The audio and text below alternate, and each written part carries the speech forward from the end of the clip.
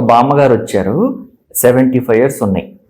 ఎంత ఫిట్గా యాక్టివ్గా ఉన్నారంటే తన్ని చూడగానే నాకు అనిపించింది, డౌట్ లేదు నేనైతే ఆ ఏజ్లో అంత ఫిట్గా ఉండను అనిపించింది.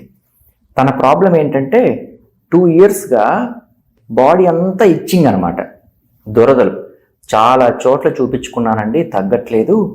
రీసెంట్గా ఒక లేడీ డాక్టర్ని కలిశాను, మిమ్మల్ని కలవమన్నారు అని చెప్పారు.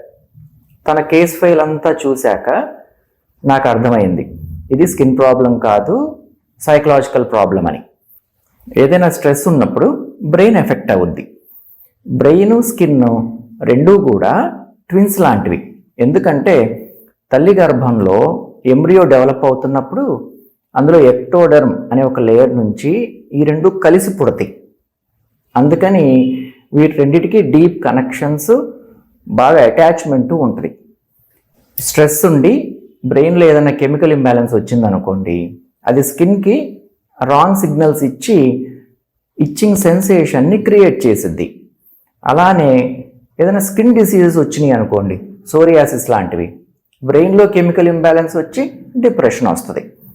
తనకున్న స్ట్రెస్ ఏంటంటే ఓల్డ్ ఏజ్ కదా, ఒంటరితనం, ఫ్యామిలీతో పిల్లలతో ఇష్యూస్, అదర్ హెల్త్ ప్రాబ్లమ్స్ ఇవి.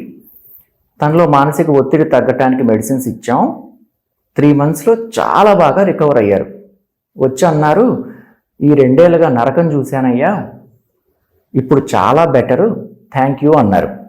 నేనన్నాను, మీరు మీ లేడీ డాక్టర్కి థ్యాంక్స్ చెప్పండి, ఆవిడ ఇది స్కిన్ ప్రాబ్లం కాదని కరెక్ట్గా డయాగ్నోస్ చేశారు, మీకు టైం వేస్ట్ అవ్వలేదు అన్నాను.